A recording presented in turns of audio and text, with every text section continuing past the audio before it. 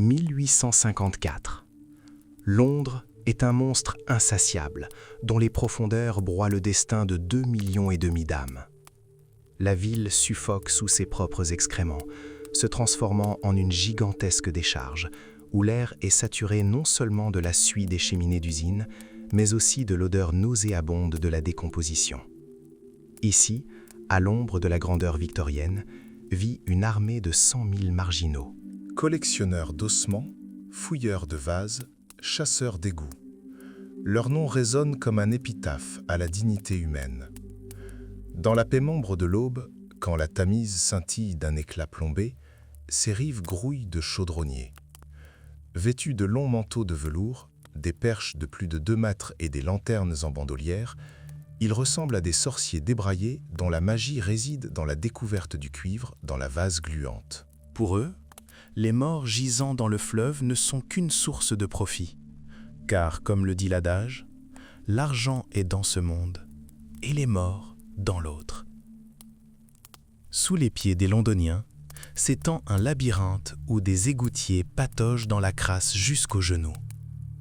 Leurs lampes à pétrole se transforment parfois en torches mortelles lorsque le méthane qui se condense dans les tunnels s'enflamme à la moindre étincelle. Ces gens vivent dans un monde où la frontière entre la vie et la décomposition est totalement floue. Londres ne disposait pas de système d'assainissement centralisé. Ses infrastructures municipales ont stagné à l'époque élisabéthaine, incapables de suivre le rythme de la croissance fulgurante de la métropole. La ville a ainsi donné naissance à son propre marché noir, un marché spontané des déchets. Les excréments de chiens, considérés comme propres, étaient achetés par les tanneurs. Les os étaient envoyés à la cuisson, et les chiffons étaient triés avec la méticulosité d'un bijoutier. Il ne s'agissait pas simplement de pauvreté, mais d'un système de survie complexe et auto-organisé. On a souvent tendance à considérer les éboueurs comme des victimes du système, mais leur travail recèle une efficacité remarquable. La nature nous l'a enseigné depuis des milliards d'années. Les récifs coralliens et les forêts tropicales ne prospèrent que grâce à des circuits de recyclage fermés. À Londres, ce rôle était joué par les humains et d'invisibles armées de bactéries. L'odeur nauséabonde qui planait sur la ville témoignait de cette grande bataille invisible pour la vie. Au sommet de cette sinistre hiérarchie se trouvaient les éboueurs. Leur métier était le plus répugnant qui soit. Ils récupéraient l'or de la nuit dans les fosses septiques débordantes, sauvant ainsi la ville de l'asphyxie. Mais à la fin de ce mois d'août caniculaire, une menace invisible s'était déjà approchée. Londres se préparait à ce qui allait devenir l'une des batailles les plus meurtrières de son histoire, une guerre entre l'homme et les microbes, tapis dans les entrailles putrides de la capitale mondiale. La place d'Or était devenue une oasis de raffinement, où les clavecins résonnaient par-delà les hautes fenêtres des hôtels particuliers géorgiens et où les robes de soie bruissaient sur les parquets cirés. Pourtant, derrière les façades, dissimulées par le luxe, une toute autre réalité se cachait. Tandis que la noblesse se prélassait dans la paix, les ombres du passé planaient sous ses pieds, dans la terre même. La ville, bâtie sur les ossements des victimes de la Grande Peste, continuait de vivre sa vie secrète, ignorant que le sol sur lequel reposaient ses demeures était imprégné non seulement d'histoire, mais aussi d'une menace invisible. À cette époque, Londres était obsédée par la théorie des miasmes. Médecins, architectes et politiciens croyaient que les maladies naissaient de l'air vicié, des odeurs nauséabondes émanant des égouts et des cadavres en décomposition. Cette peur était si répandue qu'elle aveuglait les plus grands esprits de l'époque. Ils dépensèrent des sommes colossales en ventilation, en désodorisation et en nettoyage des rues, persuadés que si la puanteur disparaissait, la mort reculerait. Ils ne comprirent pas que l'ennemi n'était pas dans l'air, mais qu'il se cachait dans l'eau même qu'ils buvaient. Au cœur de cette idée fausse se trouvait la croyance que la propreté impliquait l'absence d'odeur. Mais à Soho, Ce principe a mené à la tragédie. Lorsque le choléra a éclaté dans le quartier en août 1854, la terreur s'est emparée non seulement des pauvres de l'East End, mais aussi des habitants des places respectables. On voyait ses voisins, en pleine santé le matin, se transformer le soir venu en ombres bleutées, en proie à des vomissements et des convulsions incontrôlables. Les médecins, fidèles au dogme des miasmes, reniflaient l'odeur nauséabonde des égouts et cherchaient la source de l'infection dans des tas d'ordures putrides. Mais le véritable fléau était incolore, insipide et totalement silencieux. Alors que Londres s'efforçait de vaincre la mort en luttant contre ces odeurs, un ennemi microscopique, le vibrion colérique, se propageait sans entrave dans les canalisations d'eau, s'infiltrant jusque dans les demeures les plus cossues par le biais des fosses septiques communes. Ironie cruelle, les progrès technologiques qui avaient apporté toilettes et eau courante dans les foyers transformaient chaque fosse septique en une bombe biologique à retardement. Une ville dont les infrastructures avaient été conçues pour la campagne suffoquait sous le poids de sa propre croissance. Les habitants de Soho, qui se croyaient à l'abri de la barbarie de l'East End, découvrirent bientôt l'amère vérité. Dans le vaste organisme qu'est la métropole, il n'existe pas de zones isolées. Ce qui se passait dans les caves des pauvres affectait inévitablement la pureté de l'eau des fontaines de l'aristocratie. Londres était au seuil d'une grande révélation, mais avant d'y parvenir, elle devait traverser l'enfer, où l'odeur de mort devint la seule compagne dans la lutte pour la survie. L'épidémie de 1854 n'était pas une simple épidémie de plus, elle était l'aboutissement du choc de la civilisation avec ses propres bas-fonds. Dans cet espace exigu, où chaque recoin était imprégné d'une odeur mêlée d'espoir et de misère, Henry Whitehead ne voyait pas seulement des statistiques, mais des destins vivants. Fin août 1854, l'atmosphère de Soho était devenue pesante, presque palpable. Tandis que politiciens et médecins du West End débattaient de pureté morale, le prêtre descendait au cœur même des ruelles, où la vie battait au rythme effréné de la survie. Il connaissait chaque recoin, chaque plancher grinçant de ces maisons transformées en ruches surpeuplées. La mort, pourtant, frappa avec une précision terrifiante. Le 31 août, la ville s'éveilla dans un monde parallèle. Les maisons où, la veille encore, on se disputait le prix du pain et la coupe des tissus, étaient désormais silencieuses, seulement troublées par des gémissements. Le choléra était arrivé, non comme châtiment, mais comme un bourreau invisible. En moins de 24 heures, le nombre de morts sur Broad Street dépassait les quelques dizaines. Whitehead, habitué aux soins paroissiaux, se retrouva à l'épicentre d'une catastrophe inexplicable. Il pénétra dans des appartements où l'on avait récemment bu du thé, mais n'y trouva plus que des visages pâles et des corps glacés. Lèvres bleues et sans vie, yeux cernés, convulsions. La maladie n'épargnait personne. Le prêtre vit des voisins, qui la veille encore avaient partagé une chope de porter, verrouiller leurs portes, terrifiés, espérant se protéger d'un ennemi invisible. Mais la peur ne fit que paralyser la ville, l'empêchant de voir l'évidence. Whitehead, homme à l'esprit curieux, refusa d'accepter le dogme des miasmes, cet air fétide censé véhiculer la contagion. Son regard empirique lui permit de saisir des détails qui échappaient à ses collègues puritains. Pourquoi certains immeubles perdaient-ils des étages entiers, tandis que les bâtiments voisins restaient intacts? Il commença à tenir un registre personnel, y consignant les adresses, les dates et les habitudes de ceux qui avaient disparu. Son carnet devint la chronique de l'Apocalypse.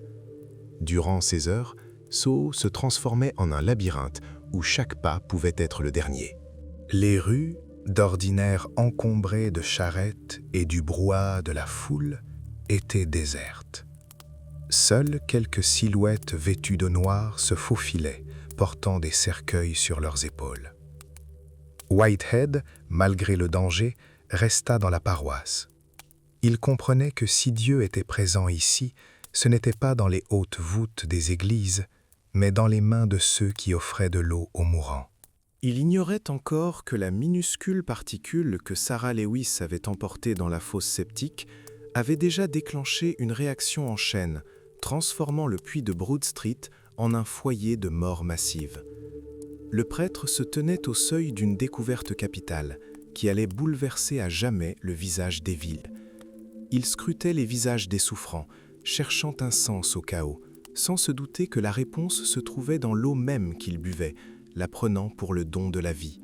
Londres était au bord du gouffre, et seul un esprit froid, presque mathématique, allié à la compassion, pouvait la sauver de l'anéantissement total. La bataille pour Soho ne faisait que commencer. Ce jeudi-là, Monsieur G comprit enfin. Son monde s'était effondré. Son corps, si docile la veille, était devenu un véritable enfer. Des spasmes musculaires lui tordaient les membres et une douleur aiguë et lancinante à l'estomac lui coupait le souffle. Mais le pire, c'était la soif. Une soif dévorante, infernale, qui le brûlait de l'intérieur. Il but de l'eau, cette même eau froide et limpide, mais cela ne le soulagea en rien, provoquant seulement de nouveaux vomissements. Mourir du choléra n'est pas une disparition progressive dans l'oubli. C'est la douloureuse prise de conscience de sa propre désintégration. Les médecins appelaient ce processus « sel liquide » comme de l'eau de riz.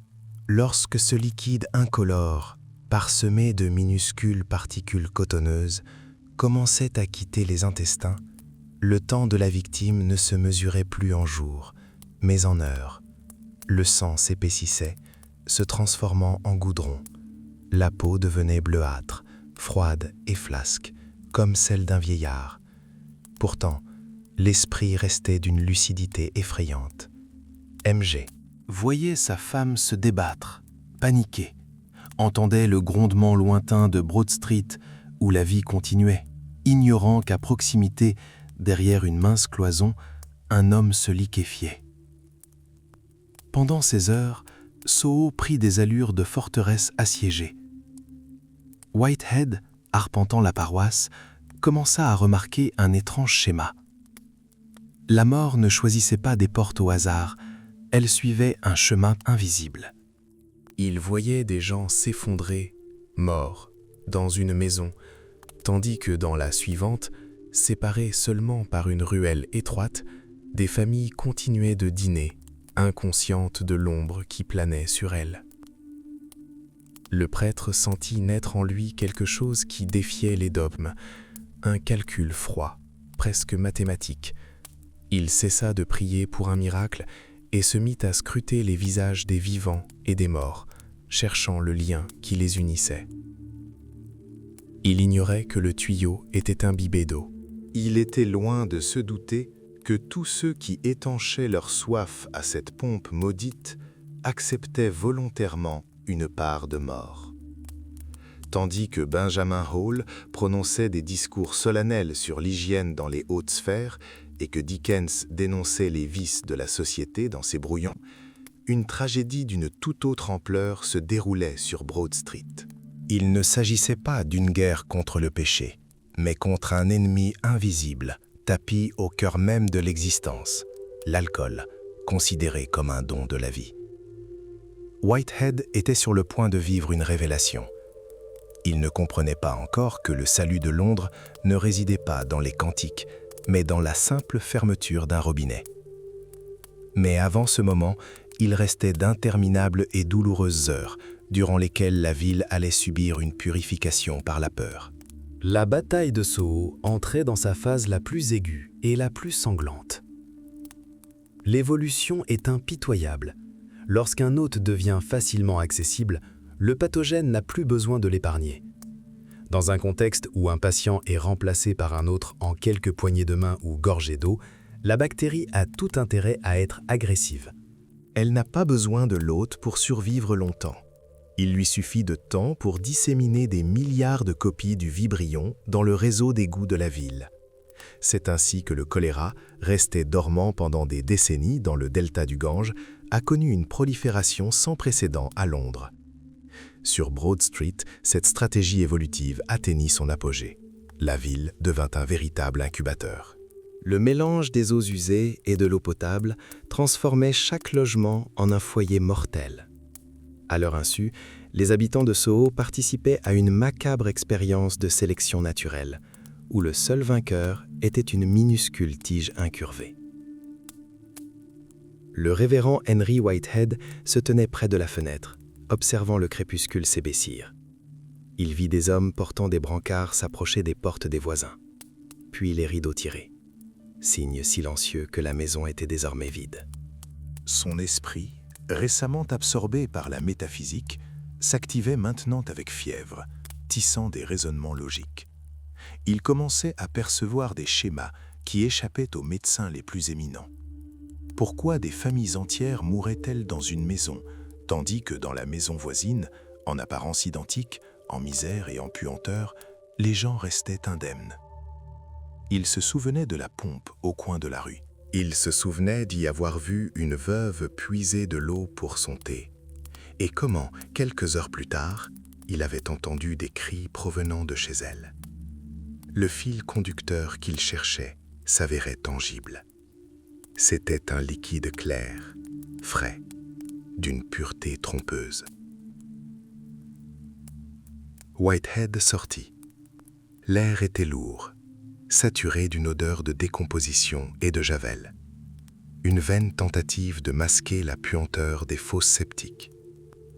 Il passa devant des maisons où, derrière des portes closes, des gens se tordaient de douleur, perdant l'essence même de leur vie, l'eau devenue leur malédiction.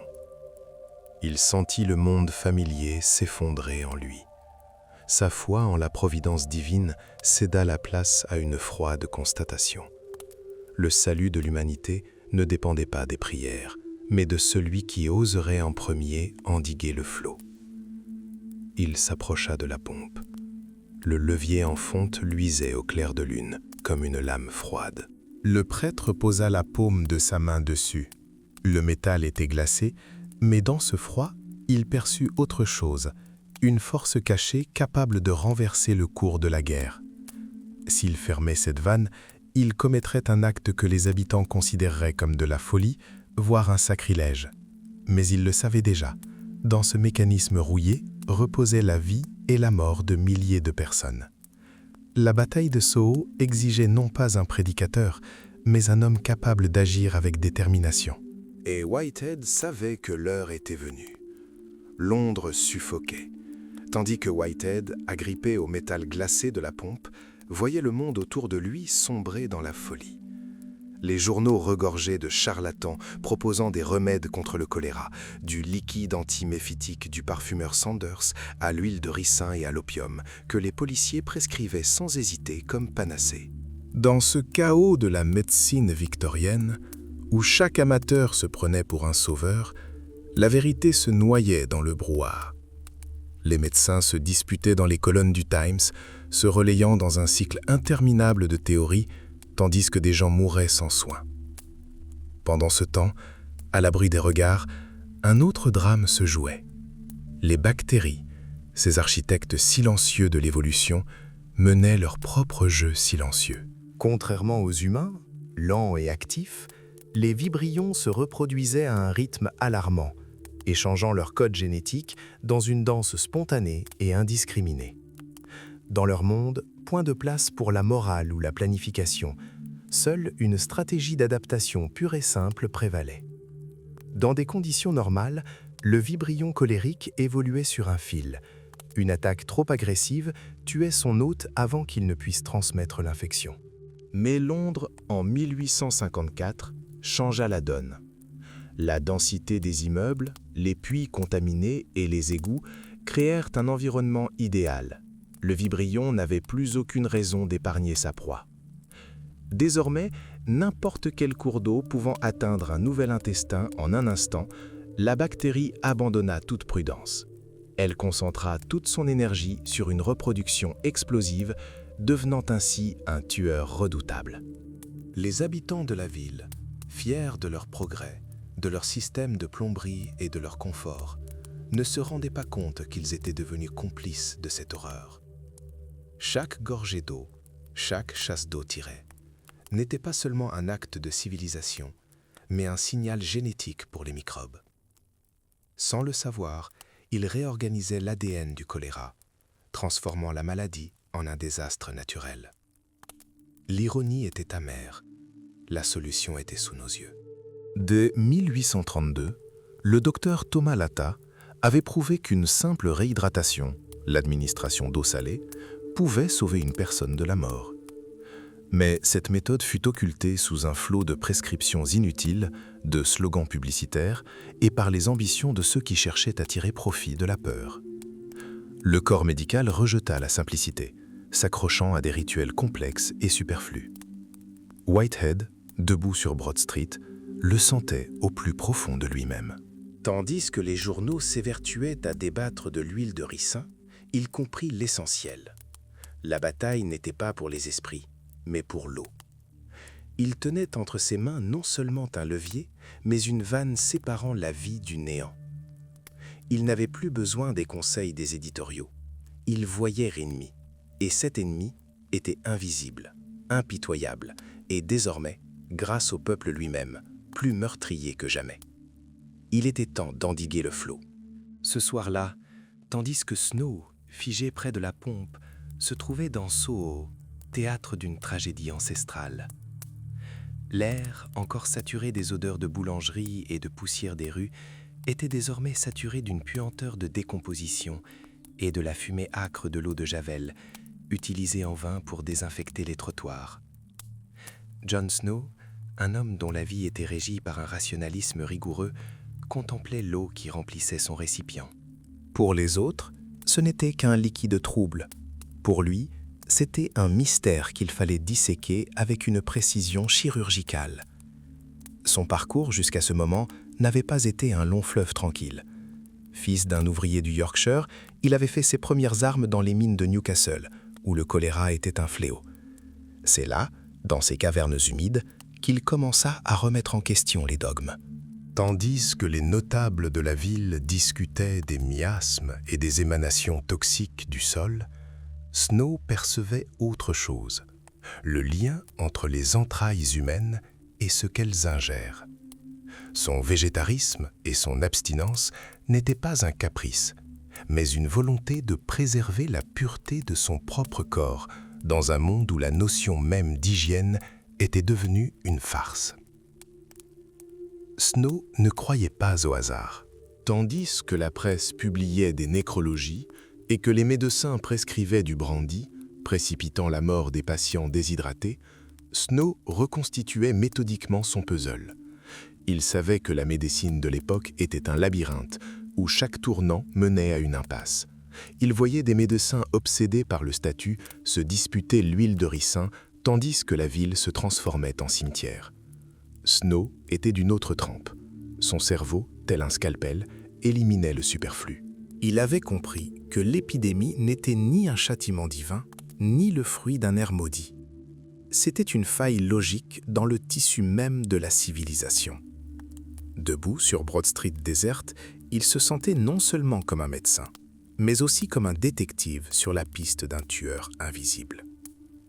Une carte se dessinait déjà dans son esprit. Il marquait les maisons où la mort choisissait ses victimes avec une sélectivité alarmante, sans égard pour le statut social ni la propreté des rideaux. Il voyait comment la peur poussait les gens à s'enfermer chez eux, transformant leur maison en crypte. Snow savait que pour mettre fin à ce cauchemar, les prières ou la désinfection des rues ne suffiraient pas. Il devait faire l'impensable, détruire la foi en une source de salut qui était en réalité devenue un calice de poison. Le silence de Soho était trompeur. C'était le silence précédant une révélation qui allait changer le monde à jamais. Snow serra le goulot de la bouteille. À cet instant, il n'eut plus aucun doute. La réponse ne résidait pas dans les profondeurs de la terre, mais dans le simple geste de sa main qui actionnait le levier de la pompe. Il s'avança vers sa découverte, ignorant que des années plus tard, ce chemin le mènerait au terme, où son propre cerveau, cet instrument de connaissance, deviendrait lui-même un objet d'étude posthume. Mais à présent, dans le crépuscule de 1854, il n'y avait devant lui que de l'eau et le silence, empli des cris de ceux qu'on ne pouvait plus sauver. Snow possédait un don rare, celui de percevoir des liens invisibles là où d'autres se contentaient de dogmes. Son parcours, d'apothicaire de province à anesthésiste personnel de la reine Victoria, ne fut pas le fruit du hasard, mais d'un travail titanesque et d'une observation froide, presque mécanique. Tandis que les chirurgiens londoniens rivalisaient de rapidité dans les amputations, transformant les salles d'opération en chambres de torture, Snow cherchait un moyen d'apaiser la douleur. Son bureau de Friess Street se transforma en laboratoire où, au crépuscule, bercé par le coassement des grenouilles, il menait des expériences sur lui-même. Obsédé par la précision, il avait compris que l'éther était extrêmement sensible aux variations de température. Snow créa alors un inhalateur qui, pour la première fois dans l'histoire de la médecine, permettait d'administrer l'anesthésie avec une précision d'apothicaire. Bien plus qu'un simple appareil, c'était un triomphe de la raison sur le chaos. Lorsque la reine Victoria lui confia sa naissance en 1853, Snow ne broncha pas. La concision de son rapport, où il consigne froidement minutes et millilitres, dissimule l'importance de l'événement. Il devint l'homme qui apporta la paix dans l'un des domaines les plus tourmentés de l'existence humaine. L'anesthésie n'était pourtant qu'un prologue. Le véritable combat de Snow l'attendait dans les rues de Londres. Son esprit, façonné par le principe de conscience, exigeait des preuves reliant des faits disparates en un tableau cohérent. Il ne croyait pas au miasme et ne cherchait pas le salut dans la prière. Il recherchait des schémas. Chaque mort consignée dans son carnet devenait une pièce d'une équation mathématique. Snow fut le premier à comprendre que pour vaincre l'ennemi invisible, il faut cesser de regarder vers le ciel et commencer à étudier ce qui coule dans nos canalisations. La superstition n'avait pas sa place dans sa pensée. Homme de transition, il faisait le lien entre la médecine occulte d'antan et l'ère de la science fondée sur les preuves. Snow agissait comme un détective. Chaque symptôme était pour lui un indice, chaque mort le signe d'une faille dans le tissu même de la civilisation. Il voyait ce que ses contemporains ignoraient, une ville grouillante de vie, imprégnée de voies d'infection invisibles. Et tandis que Londres continuait de vivre sa vie trépidante habituelle, Snow détenait déjà la clé de la solution. Il savait qu'il devrait bientôt s'attaquer à la source même de la vie, l'eau, devenue pour des milliers d'êtres humains un poison.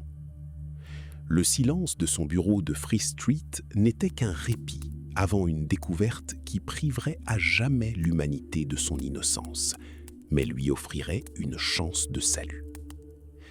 Les propos du critique sonnaient comme un défi au destin lui-même.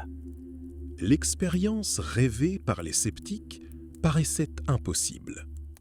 Comment prouver l'existence de ce chemin invisible de la mort alors que tout Londres était noyé sous la crasse et que chaque gorgée d'eau était un pari fatal? Snow savait pertinemment que ces chiffres précis et ces plans architecturaux pour les cours d'Horsley Down n'étaient que pure spéculation pour les autorités.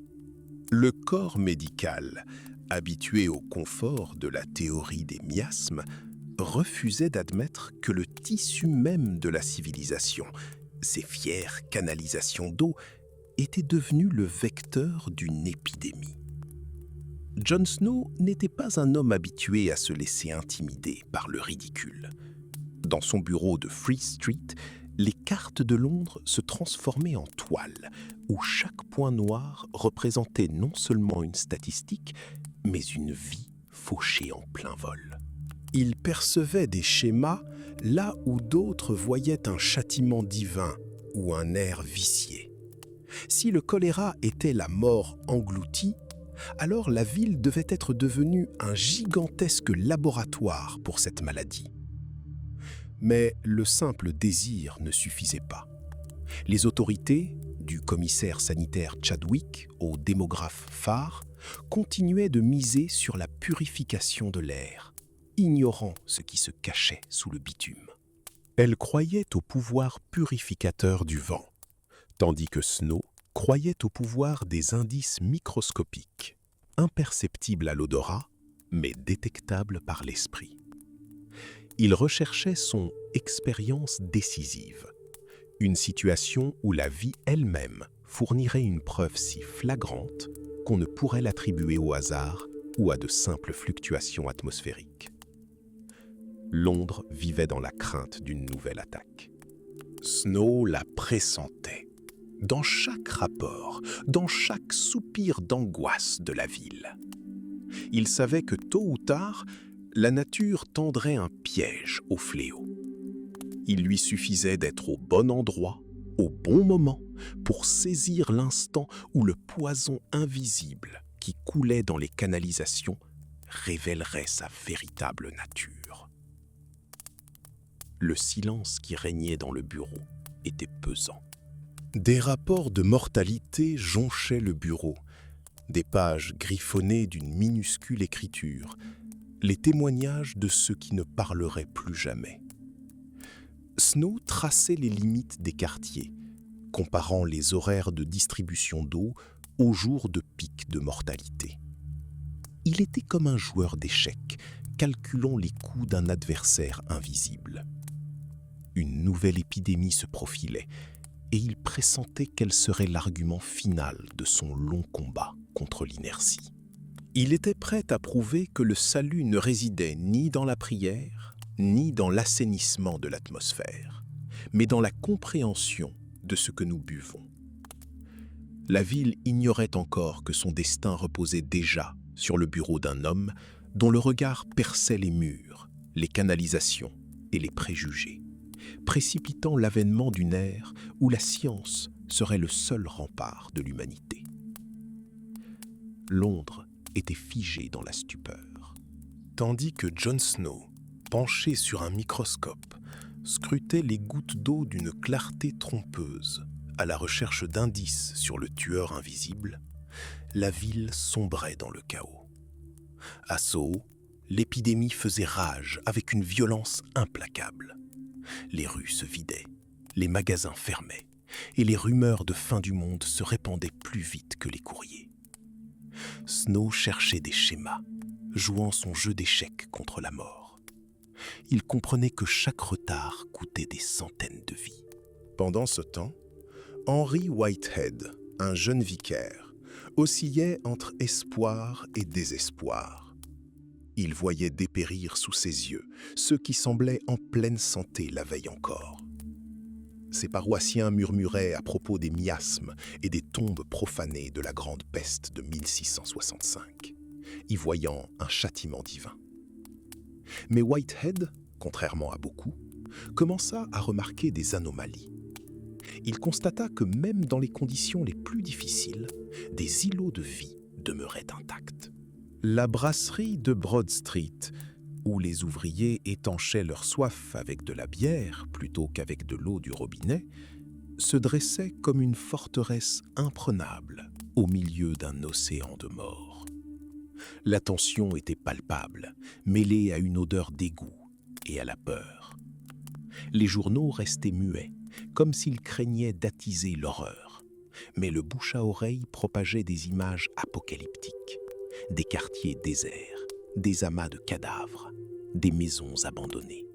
Dans cette folie, les gens perdaient tout contact avec la réalité, persuadés que tout Londres était ravagé par le choléra. La peur était devenue la seule loi en vigueur dans les rues. Snow et Whitehead, chacun à sa manière, se rapprochaient de la vérité.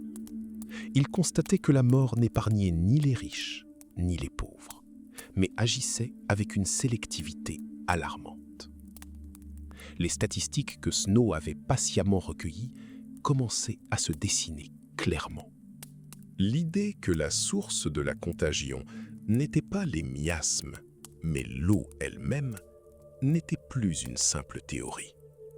Elle prenait corps à chaque nouveau rapport de décès. Dans le Londres victorien, où la vie d'un enfant était aussi fragile qu'une feuille d'automne et où l'ouvrier moyen atteignait à peine 30 ans, la mort était une voisine familière. Mais cette épidémie était différente. Elle remettait en question la nature même de la ville. Tandis que Dickens célébrait la tragédie du petit Joe qui faillit mourir dans ses romans, Snow et Whitehead l'avaient compris. Il ne s'agissait pas d'une métaphore. C'était une réalité, tapie au cœur même des canalisations. La bataille de Soho n'était que le début. Une découverte allait bouleverser à jamais le visage de la civilisation, obligeant l'humanité à reconnaître que pour survivre dans la jungle de béton, il ne suffit pas de prier, il faut aussi préserver la pureté de l'eau que nous buvons. Au milieu du XIXe siècle, Londres repoussait toutes les limites biologiques. La ville devint la première expérience historique de concentration de millions d'êtres humains sur une parcelle de terre minuscule. Anomalie, défi à la nature elle-même, elle était considérée par beaucoup comme une cause de la disparition de cet organisme gigantesque. Ils la percevaient non comme un triomphe du progrès, mais comme une tumeur grandissante, prête à s'autodétruire. Ninive et Babylone étaient tombées, et Londres, à leurs yeux, était vouée à l'oubli. Cette certitude d'un effondrement imminent distinguait les Victoriens de nous. Les mégapoles d'aujourd'hui sont une évidence. Nous avons appris à gérer les flux de ressources, même si ce n'est pas toujours parfait. À l'époque, chaque nouvel habitant semblait être un atome de plus dans un système instable, au bord du gouffre. Les gens affluaient vers la capitale, poussés non par la logique, mais par la force aveugle d'un choix collectif inconscient. La ville vivait sa propre vie, effrayante, obéissant à des lois encore indéfinies. C'était une fourmilière, où les destins individuels se fondaient dans un comportement de masse incontrôlable. Pour comprendre ce processus, il nous faut abandonner la vision conventionnelle des rues et des façades. Une ville n'est pas une architecture, c'est un flux d'énergie. Des milliers d'années auparavant, les agriculteurs du croissant fertile avaient créé un prototype de ce système. Un surplus de nourriture libérait certains individus de la lutte pour la survie. Les loisirs, l'artisanat et la politique émergèrent. Mais un plafond rigide, dicté par les récoltes et les forêts, les empêchait de s'épanouir. Londres, cependant, a brisé ce plafond. Le triptyque capitalisme agraire, charbon et chemin de fer a levé toutes les contraintes.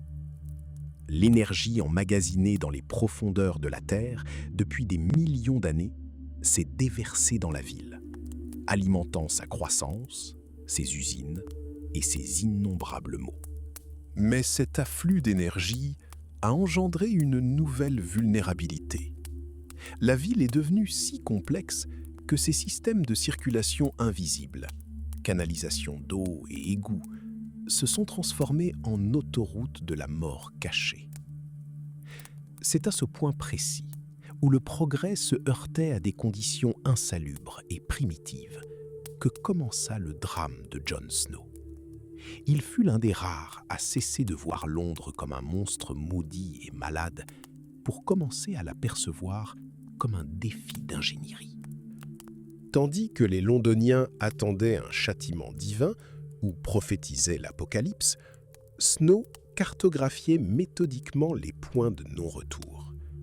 Il ne cherchait pas une cause mystique, mais une faille concrète et tangible dans le système de survie. Dans ce chaos, où la mort était une voisine familière, il tentait de trouver un fil conducteur vers le salut. Londres n'était pas seulement un lieu de vie, C'était un terrain d'expérimentation où l'humanité apprenait à survivre à une échelle insoupçonnée par l'évolution, où se préparait à devenir la prochaine victime de sa propre expansion inexorable. Snow comprit que, face à un ennemi invisible, un microscope n'était qu'un télescope pointé sur le mauvais objet. La vérité ne résidait pas dans une goutte d'eau, mais dans le pouls même de Londres.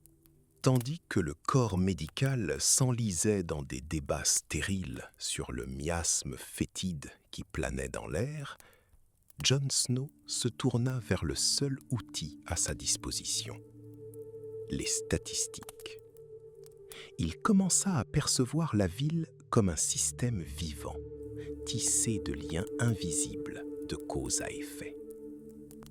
Pour Snow, chaque mort consignée dans les rapports de William Farr devenait non seulement une tragédie, mais un point sur une grille.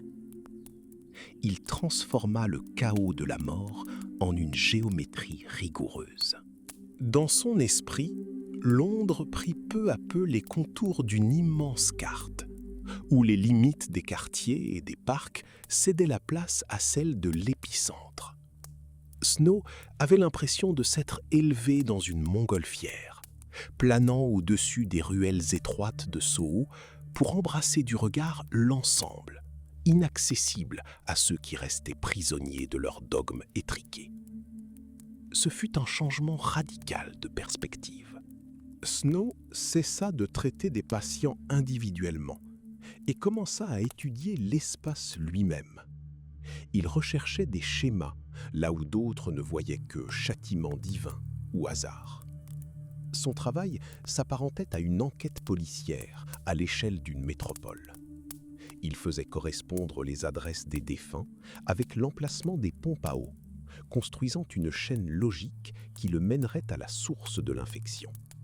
C'était un duel intellectuel avec la mort elle-même.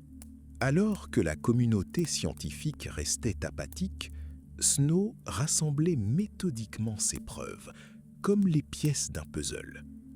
Il savait que s'il parvenait à établir un lien entre une pompe spécifique et les décès survenus dans le quartier, il anéantirait le mythe des miasmes. Ses armes étaient les chiffres, son champ de bataille, Broad Street.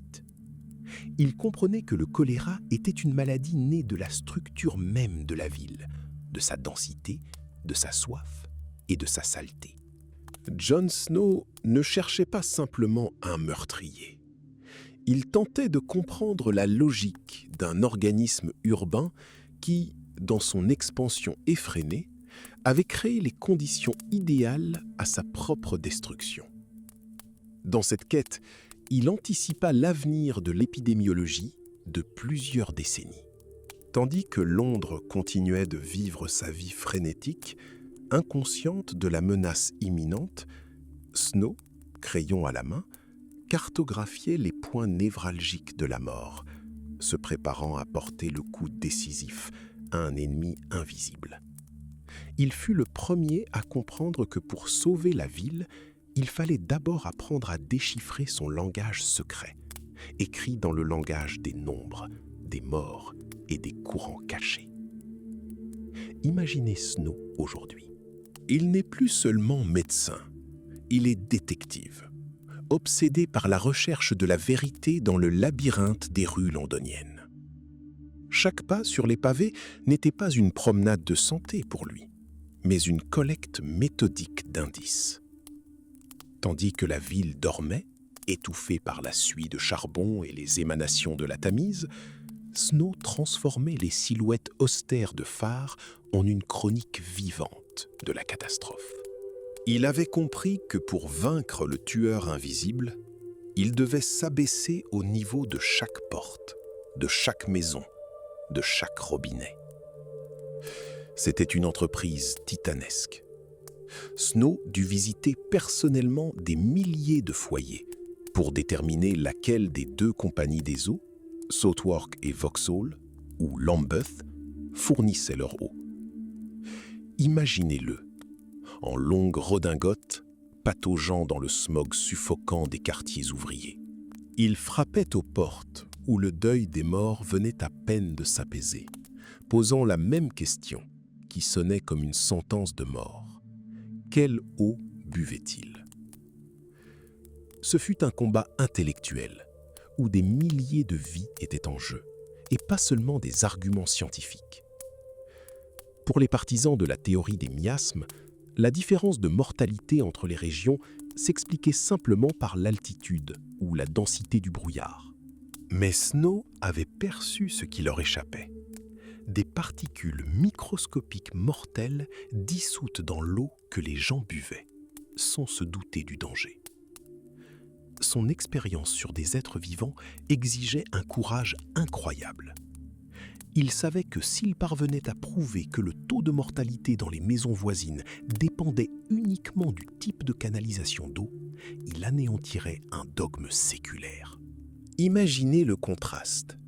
Dans une maison, la vie suivait son cours, s'abreuvant aux sources immaculées de Lambeth, tandis que dans la suivante, alimentée par la Tamise polluée, le choléra prospérait. Snow fut le premier à comprendre que l'infrastructure urbaine n'était pas seulement constituée de canalisations et de pompes, mais constituait le système circulatoire qui propageait les maladies à travers Londres. Il travaillait avec le fanatisme d'un homme convaincu que son crayon et son carnet pouvaient sauver plus de vies que toutes les pharmacies de Grande-Bretagne réunies. Chaque enquête, chaque nouvelle adresse dans ses dossiers était un coup porté à un ennemi invisible. Snow ne recherchait pas la gloire, il cherchait un schéma. Il voyait la logique implacable de l'infection émerger du chaos de la mort. Et dans cette marche incessante à travers le smog londonien, il ne se contentait plus de suivre des chiffres. Il menait l'humanité au seuil d'une ère nouvelle, où la médecine cesserait de se fier à des conjectures sur la pollution de l'air et se tournerait vers la pureté de la source. C'était une bataille de la raison contre l'ignorance, qui se jouait dans des ruelles étroites et fétides, où la mort était une invitée fréquente. Mais Jon Snow refusait d'en reconnaître l'inévitabilité. Ce qui semblait être une solution salvatrice s'est transformé en désastre.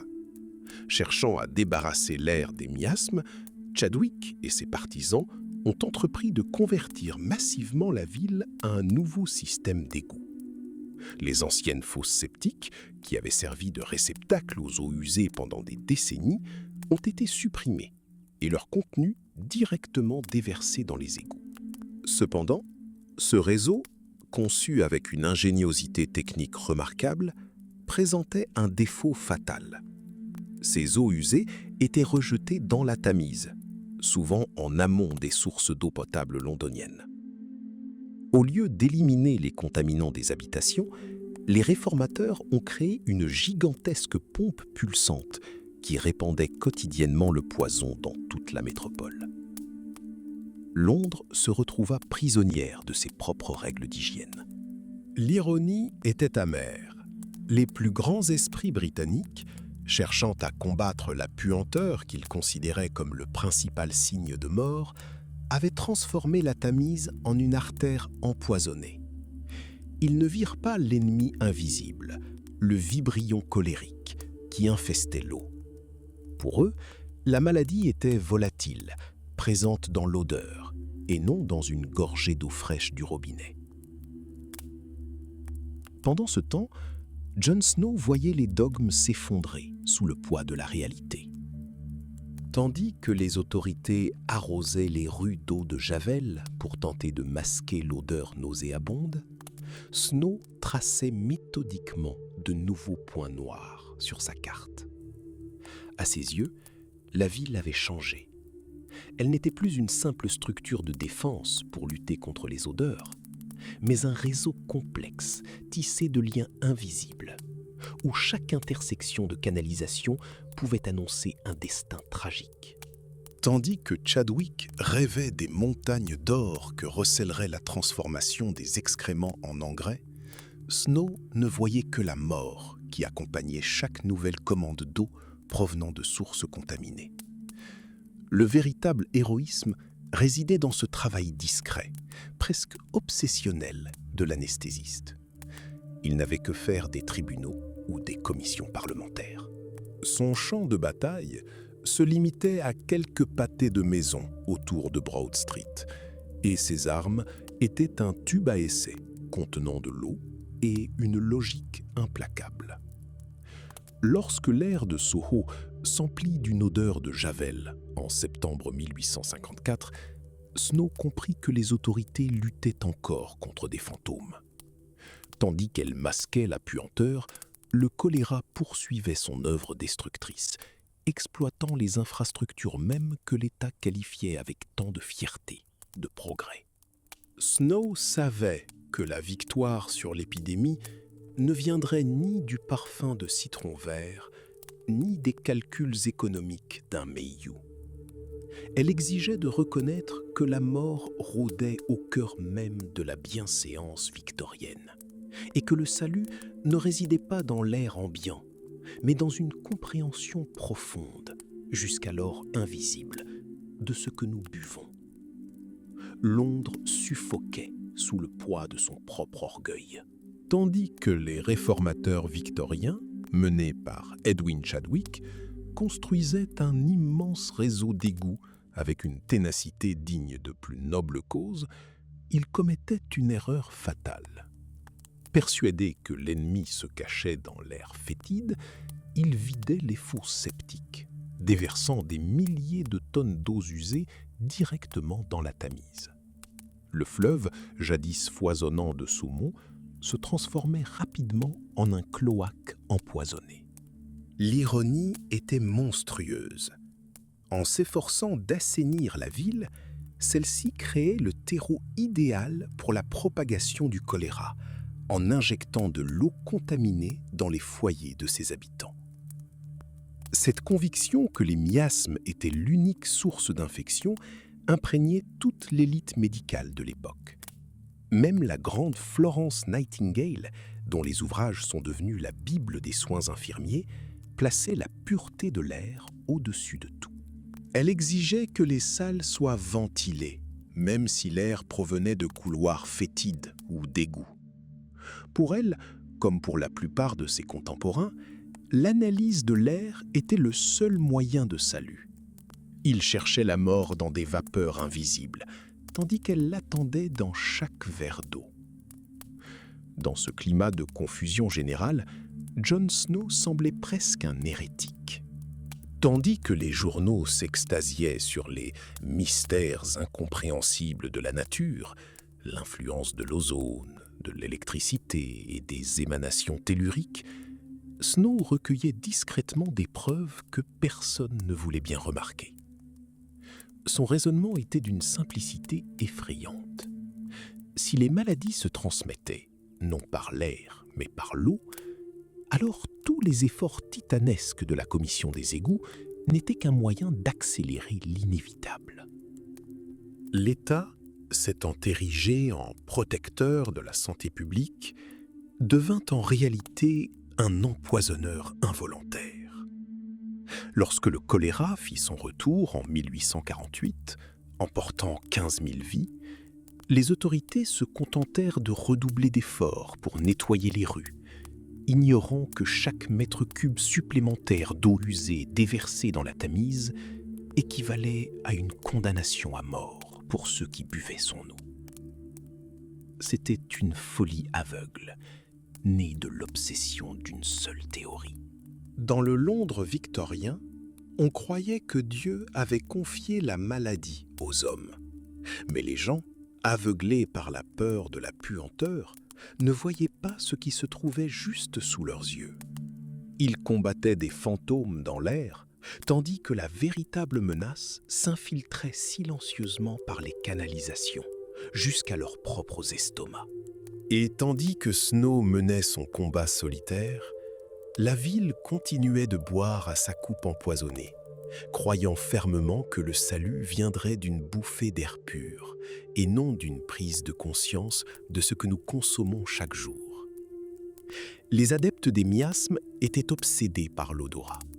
Ils croyaient qu'un poison mortel se cachait dans l'air, et cette conviction devint leur prison intellectuelle.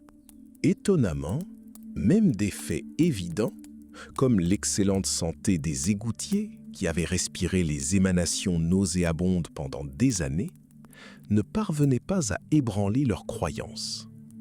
Ils préféraient se fier à leur odorat plutôt qu'aux chiffres, transformant le débat scientifique en une question de foi et de superstitions ancestrales. Pourquoi des esprits aussi brillants que William Farr et Edwin Chadwick ont-ils persisté dans leur illusion? La réponse se trouve au plus profond de notre biologie. L'odorat est notre plus ancien rempart. Le système limbique, ce cerveau olfactif primordial, réagit aux odeurs putrides par une décharge d'hormones de peur, avant même que la conscience n'intervienne. Lorsqu'un Londonien inhalait la puanteur de la Tamise, son amygdale envoyait un signal sans équivoque. La mort est proche. C'était un piège évolutif. Dans la savane, où les tribus nomades laissaient leurs déchets derrière elles, cet instinct les protégeait de l'empoisonnement par la charogne. Mais dans la métropole victorienne, où 2 millions de personnes s'entassaient dans un espace exigu, ce mécanisme ancestral a dysfonctionné. Les adeptes des miasmes confondaient fumée et feu. Le sulfure d'hydrogène et la cadavérine n'étaient que des témoins de la décomposition, et non ses agents. La menace elle-même, les vibrions colériques microscopiques, demeuraient invisibles. Au milieu du XIXe siècle, l'humanité n'avait pas encore appris à percevoir le monde à l'échelle moléculaire. L'œil ne pouvait discerner des milliards de tueurs flottant dans un verre d'eau trouble, tandis que la puanteur était une réalité tangible et brutale. Sentir, c'était croire.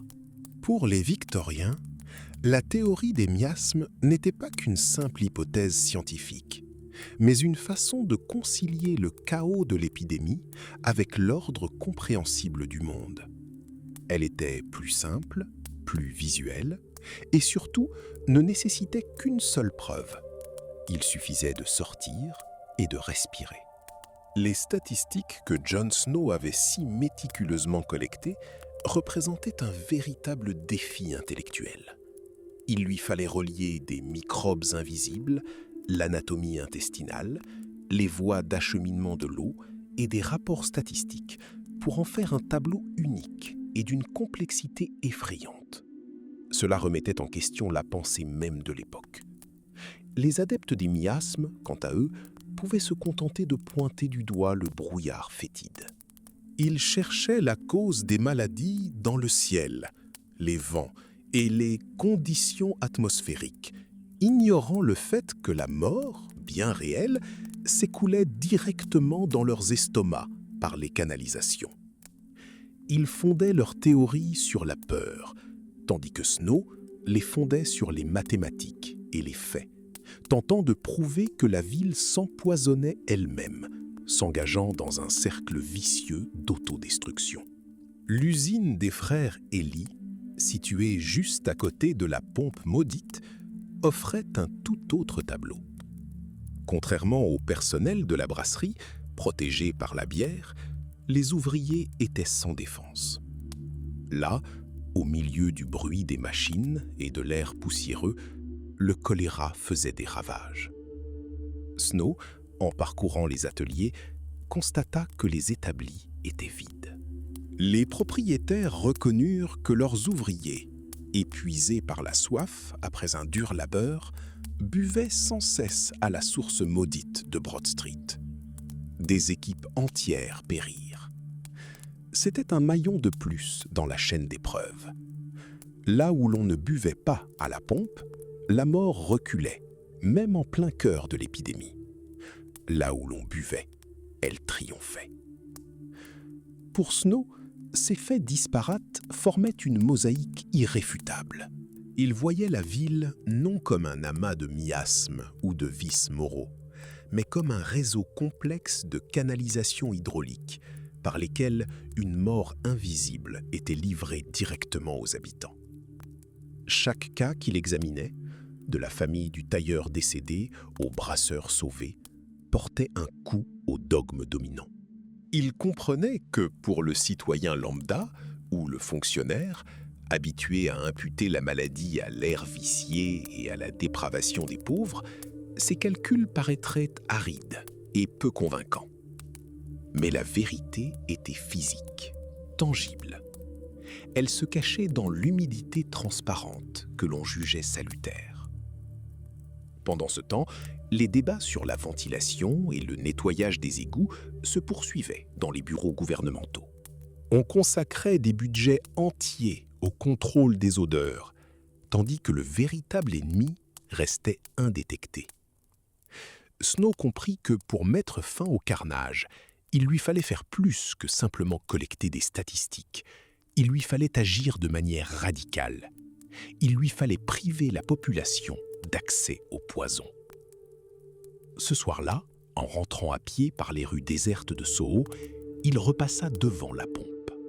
Elle trônait au milieu de l'îlot. Une simple pompe en fer, banale, indifférente aux montagnes de cadavres déjà évacués du quartier. Le silence régnait tout autour. Dans le Londres victorien, la mort avait cette fâcheuse tendance à rester silencieuse jusqu'à ce qu'elle se transforme en catastrophe de masse, remplissant les morgues. Snow fixa la poignée de la pompe.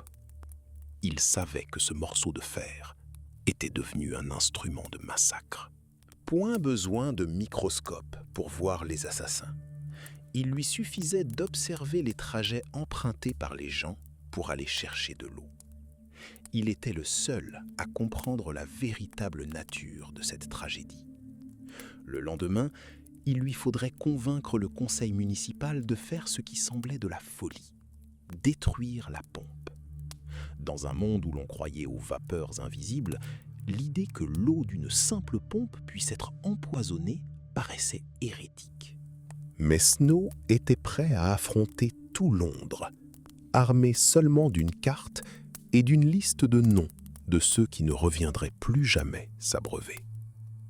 Snow comprit que la lutte contre le choléra était devenue un affrontement entre deux mondes, la logique stérile des chiffres et le brouillard suffocant et fétide des dogmes. Tandis que les autorités se réfugiaient dans l'aération des pièces et les prières pour un air pur, John percevait la réalité à une autre échelle. Sa carrière d'anesthésiste devint la clé de la vérité. L'observation quotidienne des effets prévisibles et mécaniques des vapeurs d'éther et de chloroforme sur la chair vivante lui apprit l'essentiel. La nature ne fait aucune distinction entre riches et pauvres lorsqu'un poison est injecté directement dans l'organisme. Pour Snow, la loi de Graham sur la diffusion des gaz était bien plus qu'une simple formule académique. C'était un outil pour démasquer les charlatans. Si la maladie se transmettait par voie aérienne, comme l'affirmaient les érudits, tous les nettoyeurs de fosses septiques de Londres auraient péri dans d'atroces souffrances depuis longtemps. Or, il n'en fut rien. Snow décelait le choléra là où on l'ignorait, dans les intestins, au cœur même des mécanismes d'absorption de l'eau. Sa théorie établissait un lien entre la pathologie microscopique des cellules et le chaos colossal de la vie urbaine. Ce soir-là, après avoir soigné des patients, il retourna à ses cartes. Pour lui, il ne s'agissait pas des statistiques arides de phare. C'était la chronique de vies humaines, fauchées en un instant. Snow comprit que son succès n'était pas l'œuvre d'un génie solitaire, mais le fruit d'une conjonction de facteurs. Son expérience dans les mines, ses compétences médicales, son sens social et bien sûr sa proximité avec l'épicentre de la tragédie. Il faisait partie de ceux que Londres était prête à qualifier de malchanceux.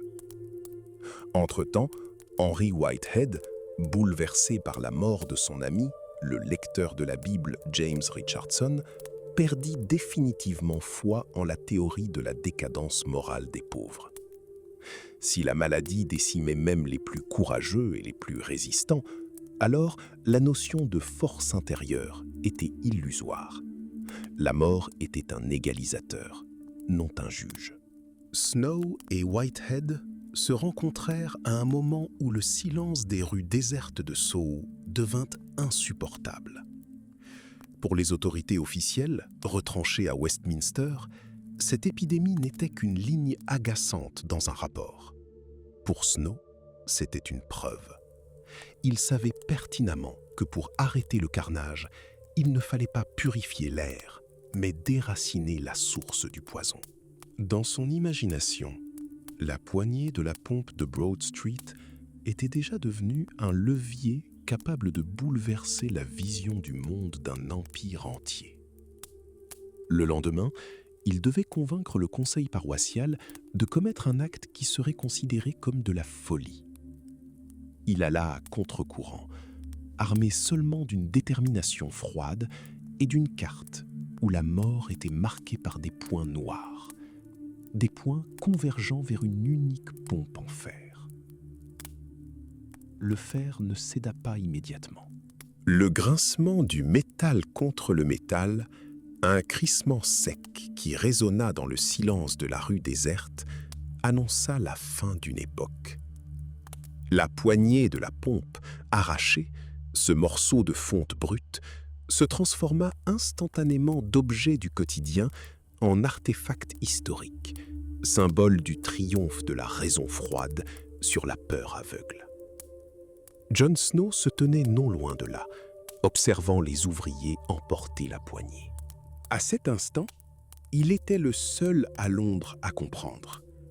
Ils n'avaient pas simplement cassé la pompe, ils avaient sectionné l'artère invisible par laquelle la mort alimentait la ville. Les autorités de Westminster, qui la veille encore méprisaient le médecin, choisirent d'ignorer cet acte.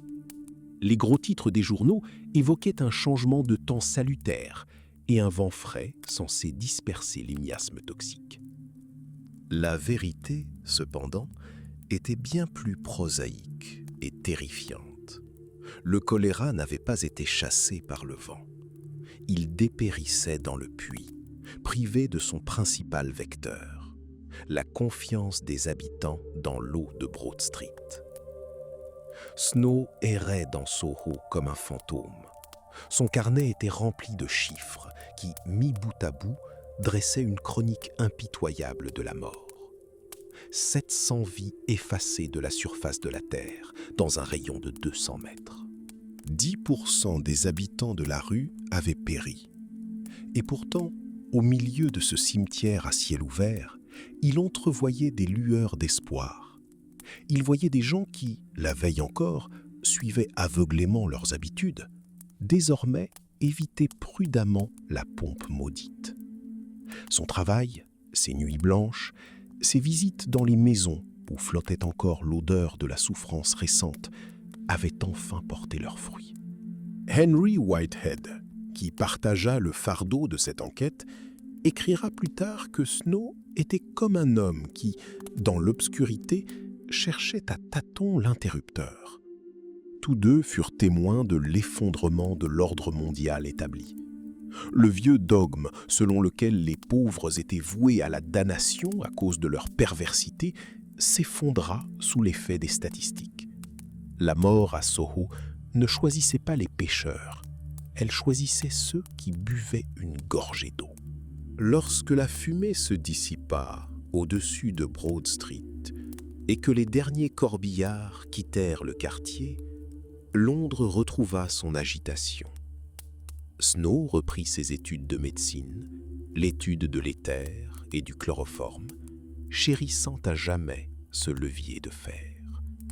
Il savait que la bataille était gagnée, mais la guerre pour comprendre la nature des tueurs invisibles ne faisait que commencer.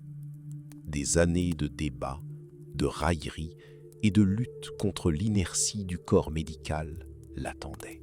Mais en cette soirée de septembre, en contemplant la pompe condamnée, il sut l'essentiel.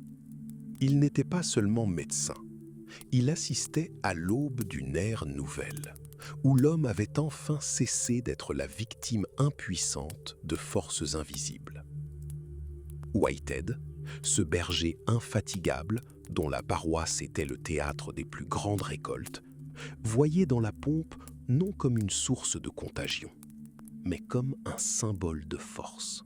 Pour lui, comme pour la plupart des habitants de Soho, la foi en la pureté de l'eau était un rempart sacré contre le chaos.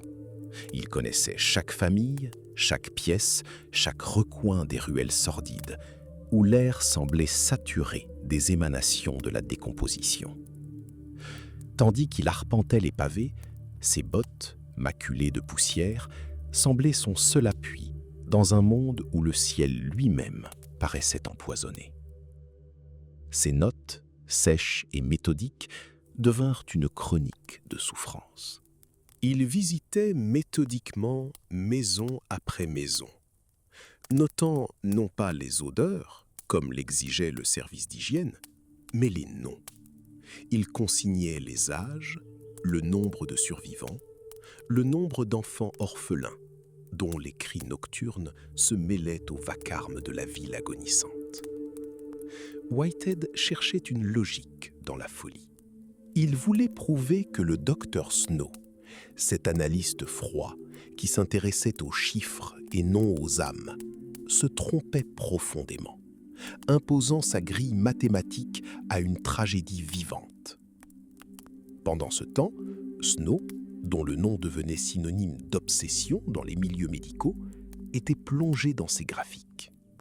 Pour lui, chaque trait noir sur le papier n'était pas qu'une simple donnée statistique, mais un cri de détresse, figé dans le temps. Il voyait ce qui avait échappé au commissaire, un réseau invisible s'étendant sous terre, reliant la pompe au cimetière, aux égouts et finalement au corps humain. Sa monographie devint le manifeste d'une ère nouvelle. Il y décrivait comment, en 10 jours, 500 personnes avaient été réduites en cendres et en souvenirs, et comment cette terrible tragédie pouvait être stoppée d'un simple geste, en actionnant le levier. De ce choc des cultures, un prêtre cherchant un sens à la souffrance et un médecin cherchant la raison dans les mécanismes de la vie, naquit la médecine moderne. Whitehead ignorait encore que ses propres notes, rassemblées pour réfuter Snow, deviendraient la clé qui fermerait définitivement la porte à une ère de superstition. Il avait recueilli des preuves pour justifier sa chronique, mais chaque nouveau survivant interviewé l'enfonçait un peu plus dans un labyrinthe dont il n'y avait d'autre issue que d'accepter la vérité de Snow. Londres continuait de vivre sa double existence. Le luxe des quartiers aristocratiques côtoyait la mort invisible, tapie dans un verre d'eau. Dans les églises, on priait pour être sauvé du miasme, ignorant que le salut ne résidait ni dans la prière, ni dans l'air pur, mais dans la prise de conscience que le pire des maux se cache souvent dans la plus banale des gorgées d'eau. L'épidémie recula, mais les ombres planèrent à jamais sur Broad Street, rappelant la fragilité du monde lorsqu'on ignore encore l'ennemi contre lequel on mène un combat sans fin. 4 jours avant la mort. Cette date, le 28 août, traversa l'esprit du vicaire comme un éclair fendant le ciel nocturne. 5 mois, une vie trop fragile pour marquer l'histoire, mais suffisamment significative pour devenir le premier maillon d'une chaîne de tragédie. Whitehead s'arrêta un instant sur la feuille d'archives. Les détails lui revinrent en mémoire. Le numéro 40 de Broad Street, une humble demeure où le chagrin s'était installé avant même que la pompe ne devienne un instrument de mort. Le prêtre se précipita chez les Lewis. À chaque pas sur le trottoir familier, il sentait ses convictions théologiques s'effriter. cédant la place à la froideur impitoyable mécanique de l'infection. La veuve Lewis, épuisée par le chagrin, le reçut dans la pénombre d'une pièce exiguë. Elle ne comprenait pas pourquoi le vicaire s'intéressait soudain au sort de son bébé après des mois. Mais sous ses questions douces et insistantes, les souvenirs commencèrent à lui revenir. Oui, le bébé était malade.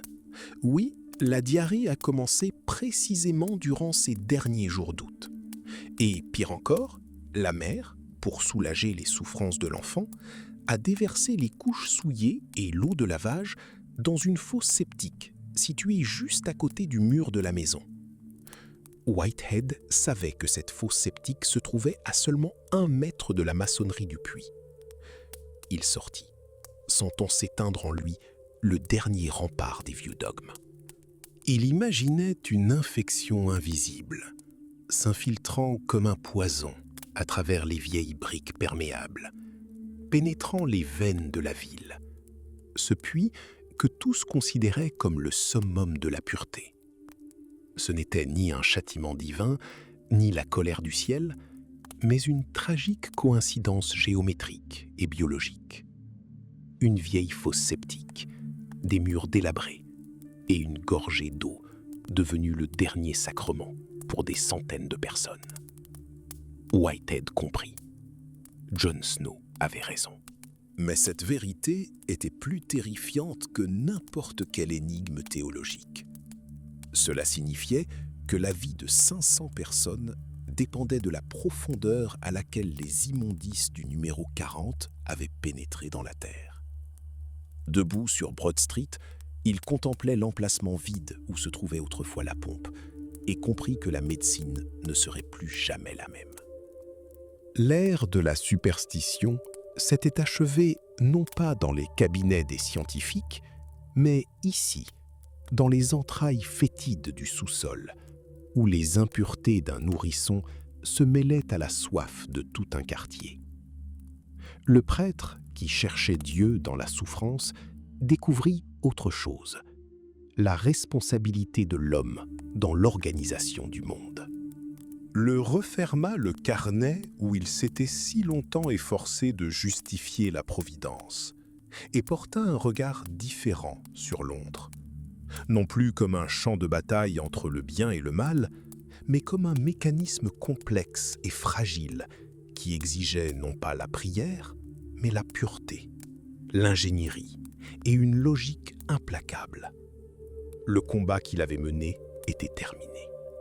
Il avait trouvé son patient zéro. Et ce patient n'était qu'un nourrisson innocent, dont la courte vie avait, sans le vouloir, révélé au monde la véritable nature de son ennemi invisible. Le monde scientifique, tel un vieux cloaque, regorgeait de dogmes réfractaires à la lumière de la vérité. Tandis que Jon Snow et le révérend Whitehead élaboraient méticuleusement des preuves à partir de chaque gorgée d'eau, de chaque pas d'un habitant de Soho, le conseil de santé officiel s'enlisait dans ses propres préjugés. Son rapport, présenté au public, ressemblait à une tentative de mesurer un abîme avec une règle. Des centaines de pages consacrées à la direction du vent, à l'humidité de l'air et même aux décharges électriques dans l'atmosphère masquaient un refus de voir l'évidence. Pour ces érudits, le choléra était un poison invisible, imprégnant l'air même de Londres. Ils voyaient des caves immondes, des auberges surpeuplées et une saleté repoussante, mais ils refusaient d'établir un lien simple et terrifiant entre tous ces éléments. Lorsque les découvertes de Snow contredisèrent leur doctrine, ils ne revinrent pas sur leur théorie, ils préférèrent l'ignorer.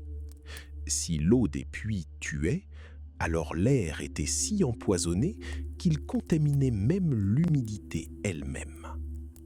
C'était un piège classique des préjugés.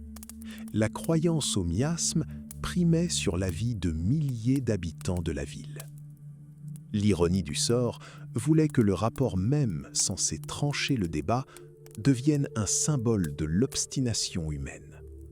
Le comité de Benjamin Hall, disposant de tous les outils nécessaires à une découverte capitale, choisit de se perdre dans des tables météorologiques, ignorant obstinément la patiente zéro, la petite fille dont la vie et la mort révélèrent le mécanisme de la catastrophe.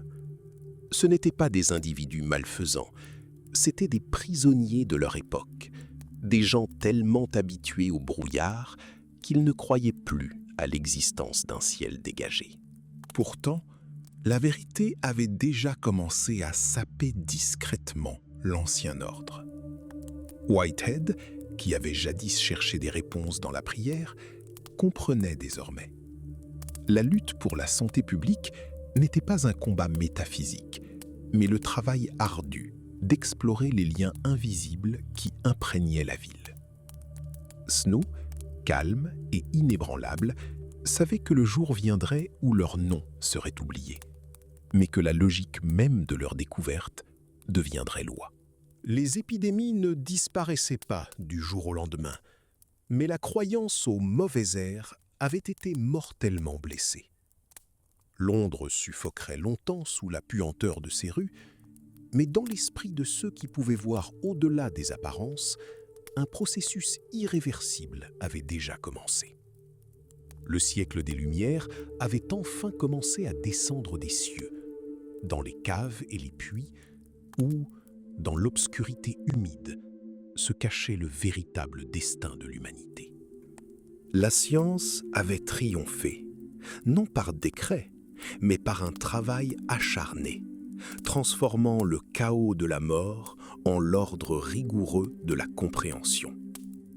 Et c'était là leur principale victoire, sur la peur, sur la superstition et sur eux-mêmes.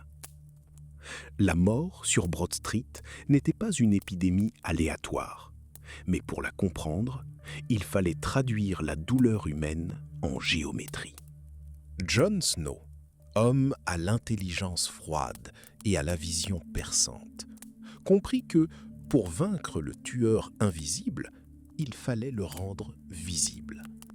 Sa carte n'était pas qu'un simple plan de rue. C'était une visualisation de la logique même de la contagion. Les premières tentatives de cartographie d'Edmund Cooper furent noyées sous un flot de données superflues. Cooper essaya de rassurer les citoyens inquiets en affirmant que les fosses communes mythiques et les cimetières exhumés n'étaient pas en cause. Il cartographia tout, tuyaux, conduits d'aération, égouts. Mais la vérité se dissimulait derrière ce fouillis de données. Snow, en éliminant le superflu, ne laissa subsister que l'essentiel, les rues, les puits et les traces noires de la mort. Lorsque la carte montra clairement que le choléra se concentrait autour de la pompe de Broad Street, tel un prédateur autour d'un point d'eau, tandis que le reste du quartier demeurait indemne, la théorie des miasmes, la croyance en un air empoisonné, commença à s'effondrer. Snow alla plus loin. Il comprit que les opposants à sa théorie de l'eau trouveraient une faille. Et si la concentration des décès était simplement due au fait que les habitants des maisons proches d'une pompe étaient plus vulnérables aux odeurs nauséabondes? Il appliqua donc ce qui allait devenir le diagramme de Voronoi. Il calcula les zones d'influence de chaque pompe, non pas en fonction de la distance directe, mais du temps réel nécessaire à un habitant pour atteindre l'eau, en empruntant les ruelles sinueuses de Londres. Le résultat fut stupéfiant. Les limites des cellules dessinaient précisément les contours de l'épidémie. La carte prouva que la maladie prospérait là où les gens buvaient à un puits spécifique et non là où soufflait le vent. Ce fut un triomphe non seulement de la cartographie, mais aussi du contact humain. Snow recueillit les données de cet ouvrage non pas dans le calme des bureaux, mais grâce à des conversations avec les survivants, des visites à domicile, et des questions empreintes de compassion, posées à ceux qui avaient tout perdu. Cette carte, animée par la connaissance qu'avait Whitehead des secrets de chaque cour, devint l'emblème d'une communauté urbaine dont le tissu social avait été déchiré par le choléra, mais dont l'histoire permit à la science de faire un premier pas vers la sauvegarde des générations futures. Snow n'a pas seulement dressé une carte, il a jeté un pont entre le chaos de la mort et l'ordre de la compréhension. Son œuvre est devenue un précurseur de l'épidémiologie moderne. Et bien que les autorités de l'époque aient longtemps résisté à l'évidence, la vérité était déjà écrite. Dès lors, toute épidémie cessa d'être perçue comme un châtiment divin, mais comme un problème que l'on pouvait résoudre en réfléchissant attentivement à nos interconnexions au sein de nos villes. La grande puante devint la métaphore de l'effondrement d'une époque. Londres, qui pendant des siècles s'était fiée à ses sens, prit enfin conscience de son impuissance face à un ennemi invisible.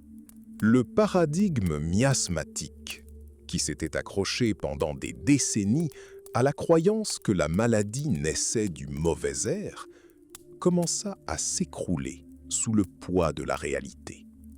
Les parlementaires, contraints de fuir leurs hémicycles à cause de la puanteur de la Tamise, se retrouvèrent prisonniers de leurs propres théories. Si l'odeur était la cause de tous les maux, pourquoi la ville, étouffée par la saleté, ne s'était-elle pas complètement éteinte ? Jon Snow n'a pas vécu assez longtemps pour voir son idée se concrétiser. Il est mort en 1858, quelques mois seulement après que la grande puanteur ait contraint les autorités à reconnaître la nécessité d'une refonte radicale des égouts de la ville. Son combat fut long et ardu. Il lutta non seulement contre le bacille du choléra, mais aussi contre l'arrogance du corps médical, qui préférait un dogme rassurant aux faits gênants. Il fut ridiculisé, traité de fanatique obsédé par les égouts, et ses statistiques et cartes furent ignorées. Mais Snow a laissé derrière lui bien plus qu'un article scientifique. Il a offert à l'humanité une nouvelle perspective. Son héritage réside dans la compréhension que la ville est un organisme vivant, où chaque rue, chaque puits et chaque interaction sont reliées par des liens invisibles. Il a démontré qu'une épidémie n'est pas un châtiment divin, mais une équation résoluble, si l'on a le courage de considérer la ville comme un système. La victoire de la théorie de l'eau ne fut pas le triomphe d'un seul homme. Ce fut le triomphe de la raison sur la peur, celui de l'observation méthodique sur la superstition. Lorsque Joseph Bazalgette entreprit de concevoir le gigantesque réseau d'égouts londonien, il mettait en œuvre, en substance, la théorie de Snow. Des milliers de kilomètres de canalisation séparèrent à jamais l'eau potable des eaux usées, transformant Londres, autrefois un piège mortel, en une métropole moderne. Ce fut une prouesse d'ingénierie, mais à la base se trouvait un plan simple, dessiné par un homme qui osa s'aventurer dans les ruelles de Soho pour interroger des mères endeuillées sur la provenance de leur eau. Aujourd'hui, nous considérons les villes modernes comme des réseaux numériques complexes, analysés par des algorithmes. Pourtant, les racines de cet ordre plongent dans cet hiver 1855, dans ces pièces exiguës où un prêtre et un médecin, deux hommes aux convictions opposées, cherchaient la vérité parmi les décombres et les noms des défunts. L'histoire de Broad Street nous le rappelle. Le progrès est rarement salué par des applaudissements nourris. Il naît dans le silence, dans un travail minutieux, dans la volonté de reconnaître ses erreurs et dans la conviction que la ville, aussi chaotique puisse-t-elle paraître, est toujours compréhensible si l'on s'écoute attentivement. Le silence qui suivit la mort de Jon Snow n'était pas l'oubli. C'était le calme avant le triomphe de la raison. Tandis que l'homme dont le nom n'était pas encore synonyme de salut pour des millions de personnes était inhumé à Sackville Street, Londres suffoquait. L'infâme puanteur de l'été 1858, lorsque les émanations d'égouts putrides contraignirent le Parlement à occulter ses fenêtres avec des draps imbibés de javel, fut la goutte d'eau qui fit déborder le vase et brisa la résistance des conservateurs. Joseph Bazalgette, se mettant à l'œuvre, eut l'impression d'ouvrir les artères d'une bête gigantesque et malade. Son projet n'était pas qu'une simple construction, c'était un acte de rédemption. 132 kilomètres de voûtes de briques, des millions de blocs posés sur une terre humide. Une armure invisible, mais invincible, s'élevait sous les pieds des Londoniens flânant sur les quais de Victoria. La ville apprenait à se défendre. Mais l'histoire ne s'arrête pas là. En 1866, alors que le génie de Bazalgette semblait garantir la sécurité, l'East End fut secoué par une nouvelle épidémie. La mort jaillissait des robinets de la compagnie des eaux de l'East London Waterworks. C'est alors, dans un moment de désespoir, que William Farr, l'ancien collègue sceptique de Snow, se tourna vers ses méthodes. Avec Henry Whitehead, le fidèle compagnon du défunt docteur, ils menèrent une enquête exhaustive sur la théorie des miasmes. Les statistiques, recueillies avec une froide précision, désignèrent un réservoir contaminé. Farr, s'exprimant au Parlement, ne chercha plus à se justifier. Il admit ouvertement que la théorie de Snow n'était pas une simple conjecture, mais l'unique voie du salut. Il s'autorisa même un mensonge charitable, attribuant au comité de la santé une intuition qui leur avait fait défaut en 1854. Ce qui importait n'était pas l'exactitude historique, mais la victoire finale sur une superstition séculaire. À la fin du siècle, la théorie des germes, confortée par les travaux de Robert Koch, avait enfin dissipé les derniers doutes. Le vibrion colérique fut enfin observé au microscope. Et bien que la découverte ait été attribuée à Koch, l'histoire a rétabli la justice. Le nom de Filippo Pacini a été réintégré dans la nomenclature officielle de l'agent pathogène. John Snow, l'homme qui a bravé les ruelles de Soho, n'a pas vécu assez longtemps pour voir cette reconnaissance. Mais chaque fois que nous ouvrons le robinet et que l'eau potable nous parvient, chaque fois que les infrastructures de la ville emportent silencieusement nos soucis et nos maladies, nous accomplissons un acte de mémoire silencieux. Snow a émergé du cloaque dans lequel on a tenté de l'enfermer de son vivant et est devenu le fondement même sur lequel le monde moderne a bâti. Le progrès, né dans des pièces exiguës et imprégné d'une odeur de chloroforme et de mort, a trouvé l'immortalité dans la pierre, la brique et l'eau pure et limpide. Nous vivons à une époque où des données invisibles imprègnent l'espace avec la même densité que les eaux usées imprégnaient jadis le sol londonien. John Snow, avec sa carte dessinée à l'encre et sur papier, fut le premier à comprendre que pour vaincre un ennemi invisible, il faut d'abord le rendre visible. Il transforma le chaos de Soho, alors en déclin, en une géométrie rigoureuse de faits. Aujourd'hui, cette méthode est devenue le système nerveux de notre civilisation. Nous ne nous fions plus uniquement à l'intuition ou à la conjecture, nous cartographions tout, des épidémies à la qualité de l'air, en passant par le niveau de bonheur dans les quartiers. Les progrès technologiques nous ont dotés d'outils dont les réformateurs victoriens n'auraient même pas osé rêver. Satellites, géolocalisation, réseaux neuronaux, l'équivalent moderne de la loupe de Pacini.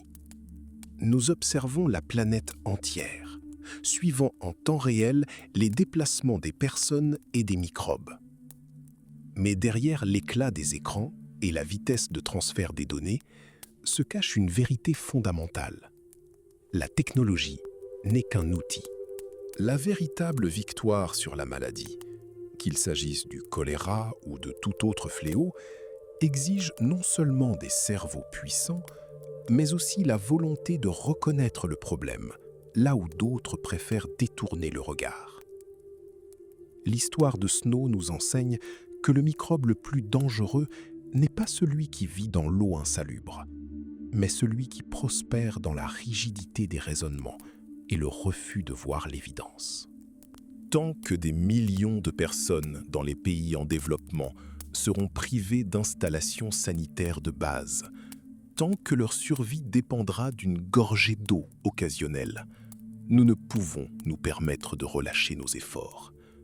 Nous sommes les héritiers des grands ingénieurs du passé, mais notre avenir repose sur notre capacité à poursuivre leur œuvre.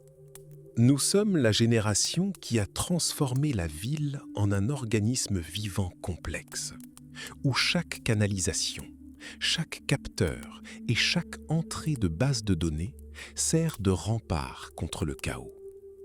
Nous avons appris à gérer le flux de l'eau et de l'information, mais nous restons vulnérables aux aléas de la nature. Cependant, contrairement aux Londoniens du milieu du XIXe siècle, nous possédons aujourd'hui une carte. Nous avons le savoir.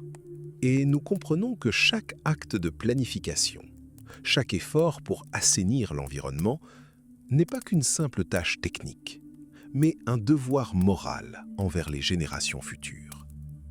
La ville n'est plus un piège, c'est un laboratoire de la vie. Et tant que nous continuerons à cartographier la vérité, tant que nous n'aurons pas peur de scruter les recoins les plus sombres de la réalité, nous resterons maîtres de notre destin.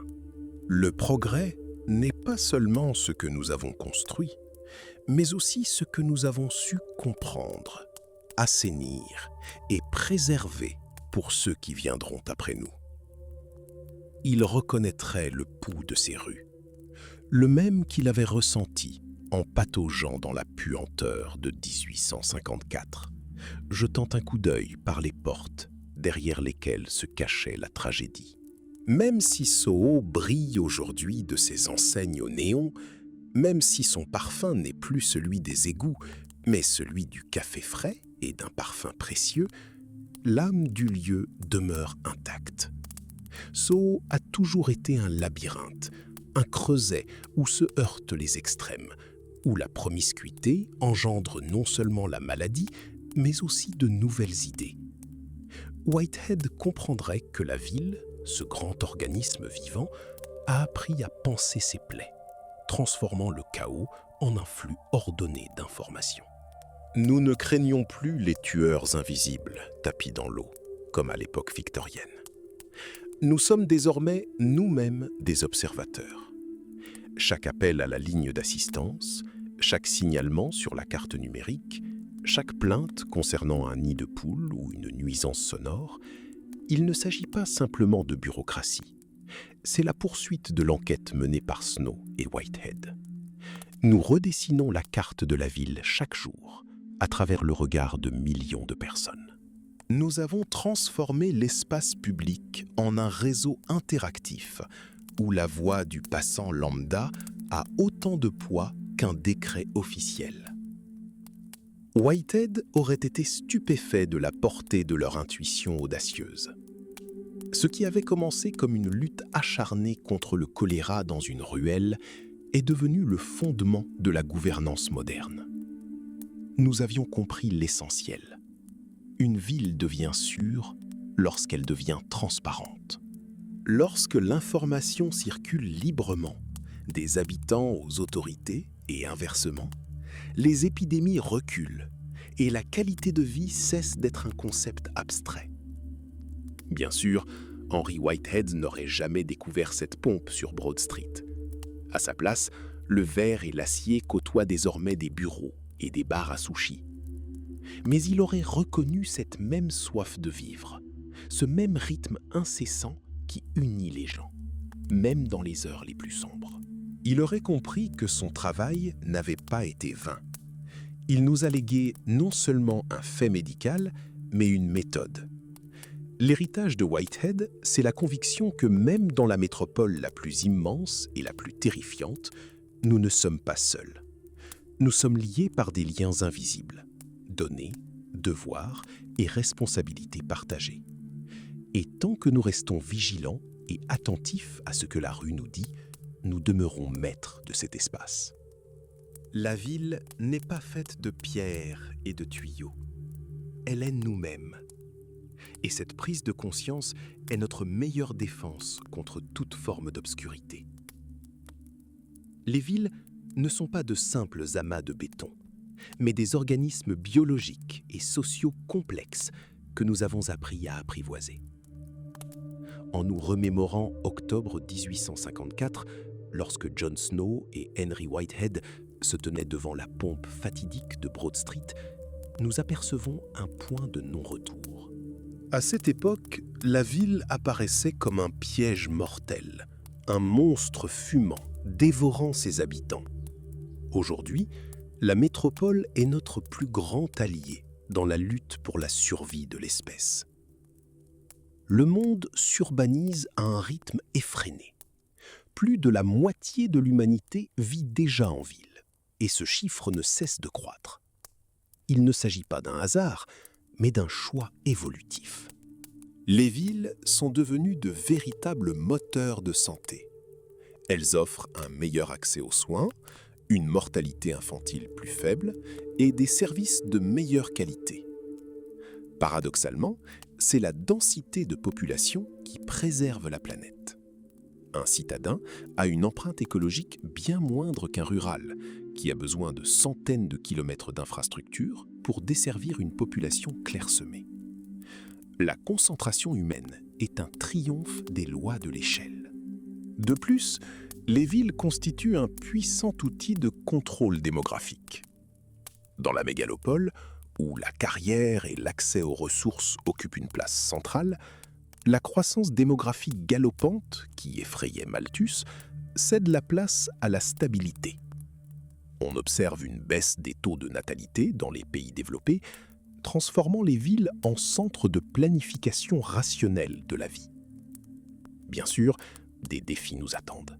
Le réchauffement climatique et la fonte des glaciers contraindront les mégapoles côtières à se reconstruire ou à se replier sur les hauteurs. Mais n'espérez pas un exode massif vers la campagne. La ville conserve toute sa force d'attraction, car c'est là que la vie palpite. Internet ne remplacera ni les rues, ni les cafés, ni les échanges en face à face. Au contraire, la technologie ne fait qu'amplier les avantages des environnements urbains denses, renforçant encore davantage nos liens. La leçon de Broad Street est que nous ne sommes plus les victimes passives des épidémies. Nous avons transformé les villes, foyers d'infection, en laboratoires d'innovation. Nous avons appris à voir l'invisible, les microbes dans une goutte d'eau, le flux de données dans les artères d'une métropole, les comportements de millions de personnes. Nous avons compris que la transparence et la responsabilité sont les fondements de la sécurité. L'avenir de la planète ne réside pas dans un retour aux sources, mais dans le développement des villes. Nous avons créé un environnement où les individus bénéficient d'une protection maximale et d'opportunités propices à la créativité. Tant que nous restons vigilants, attentifs au bruit de la rue et conscients de nos liens avec nos voisins dans ce labyrinthe de béton, nous demeurons maîtres de cet espace. La ville n'est pas faite de pierres et de canalisations, elle est nous-mêmes. Et cette prise de conscience est notre meilleure défense contre toute menace qui pourrait peser sur notre avenir commun. Nous sommes devenus des citadins, et c'est là notre seul, mais certain, salut. Mais cette mutation aléatoire peut se produire ni pas dans la nature, mais à l'intérieur d'un organisme humain déjà infecté par la grippe saisonnière. Si les deux virus se rencontrent dans la même cellule, ils peuvent échanger du matériel génétique. C'est là que réside la menace insidieuse. Une personne infectée à la fois par la grippe aviaire et la grippe saisonnière devient un laboratoire vivant où naît une nouvelle souche terriblement efficace. Vacciner les éleveurs de volailles contre la grippe saisonnière ne vise pas à les protéger du rhume. Il s'agit d'empêcher la rencontre des deux virus, d'éliminer toute possibilité d'hybridation. C'est une mesure préventive contre l'évolution, une tentative pour priver un pathogène mortel de la possibilité de se perfectionner. Nous vivons à une époque où la biologie est devenue technologie.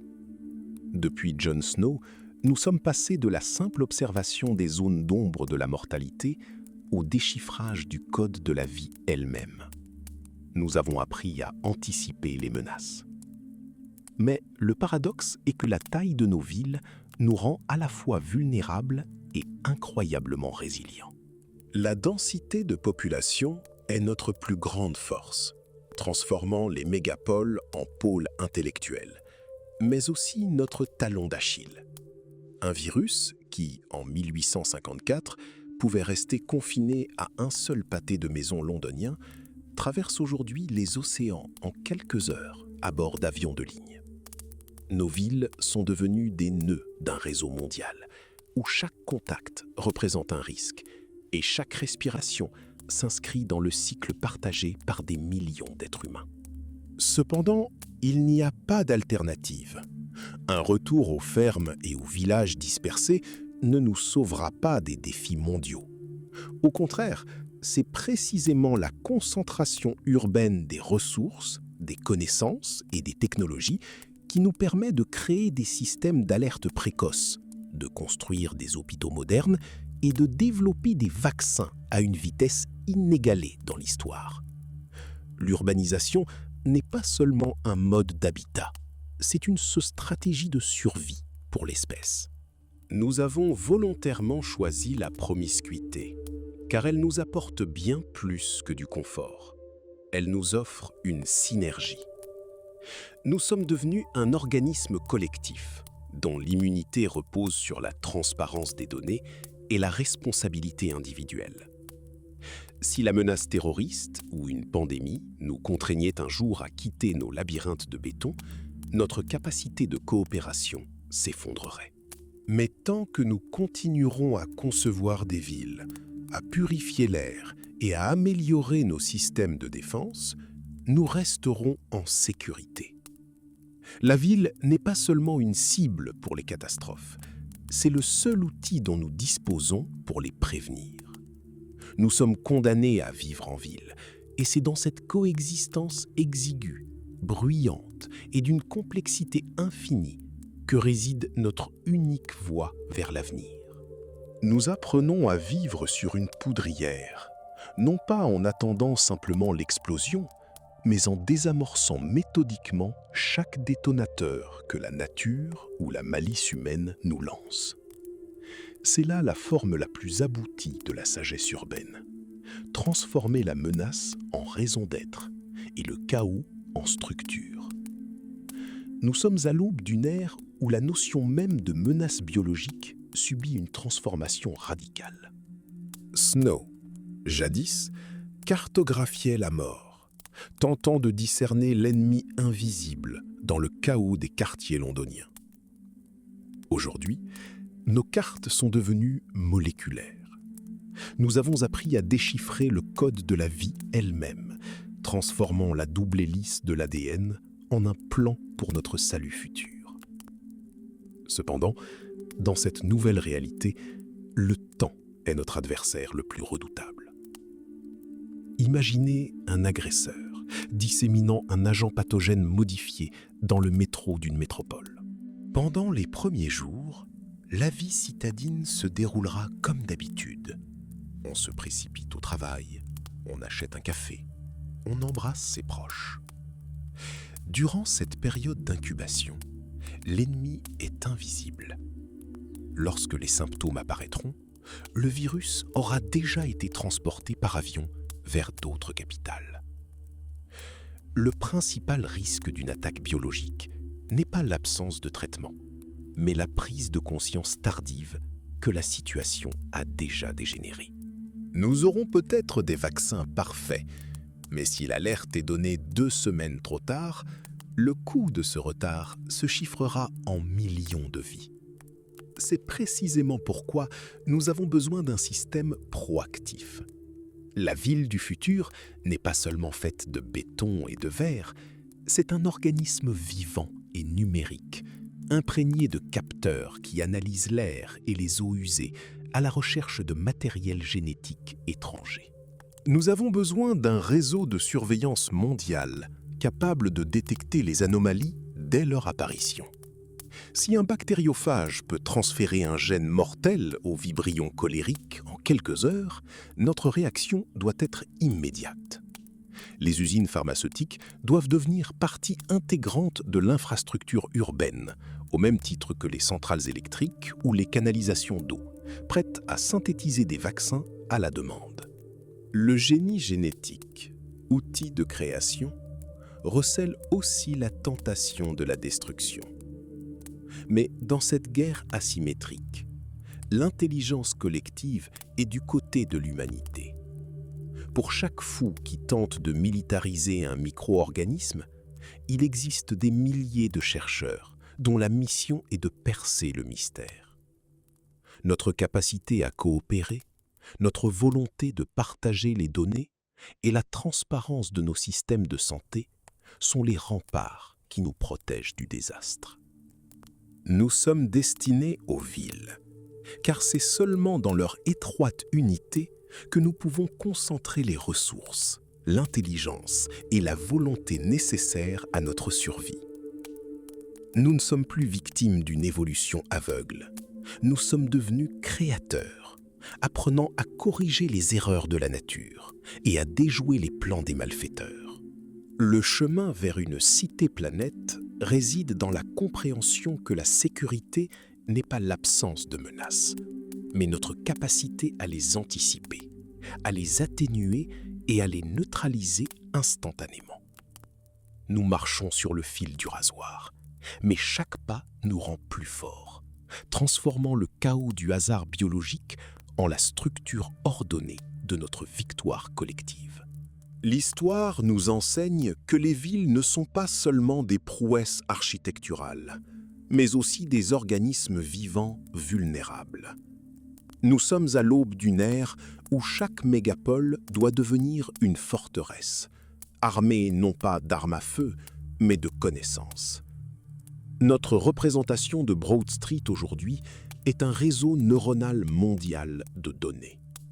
Chaque respiration dans le métro, chaque échantillon d'eau, chaque symptôme alarmant aux urgences, autant de signaux qui doivent être traités instantanément.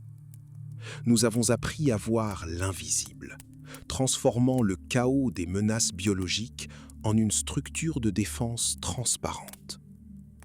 Oui, la menace nucléaire demeure le défi le plus sombre, d'une nature fondamentalement différente. Il n'y a pas de place pour un vaccin ici. Nous sommes impuissants face à la physique de la destruction. Mais cette asymétrie nous place face à un choix fondamental. Soit nous laissons la peur nous paralyser, soit nous bâtissons un système où la science devient le seul vecteur de la politique. Rejeter une vision darwinienne du monde, négliger la vaccination ou ignorer les règles épidémiologiques ne sont pas de simples erreurs.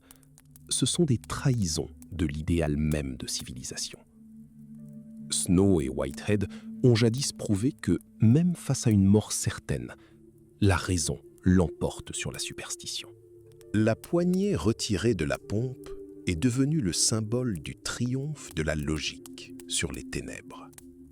Aujourd'hui, nos pompes sont des laboratoires et des protocoles internationaux. Nous ne sommes pas condamnés à l'apocalypse si nous reconnaissons que notre sécurité repose sur la confiance dans les faits. l'histoire nous offre une chance.